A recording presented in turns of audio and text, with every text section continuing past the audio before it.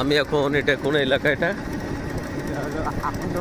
হ্যাঁ আকন্দবাড়িয়া দর্শনা থেকে গেদে যাওয়ার যে রাস্তা, ওখানে আকন্দবাড়িয়ার রাস্তাটা ভিডিও করছি। এত চমৎকার গ্রামের মধ্যে দেখেন কিছুটা সবুজে ভরপুর, চারি সাইডে সবুজ। আমি ভ্যানে হাফিজের ভ্যানে চড়ে যাচ্ছি। আপনারা দেখুন, দুর্দান্ত লাগছে রাস্তাটা।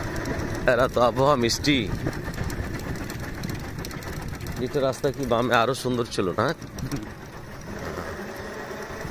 দেখুন প্রিয় বন্ধুরা, গ্রামের রাস্তা, সবাই জীবনের তাগিদে কাজে নেমে গেছে। এখানে সব ভাঙড়ি, ডিম, বাচ্চা।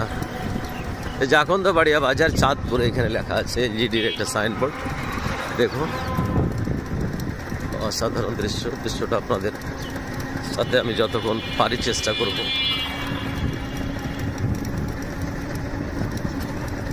গ্রামের দৃশ্য।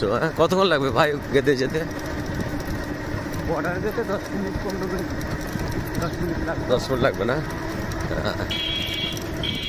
বন্ধুরা আপনারা শুনতে পাচ্ছেন, আকন্দবাড়ি থেকে 10 মিনিট লাগবে গেদে যেতে।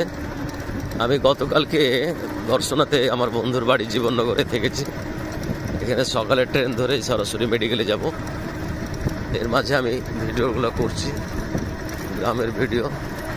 অসাধারণ লাগছে গ্রাম, যে কত সবুজ, কত যে নির্মল বাতাস। এখানে দেখেন মুরগি, ছাগল।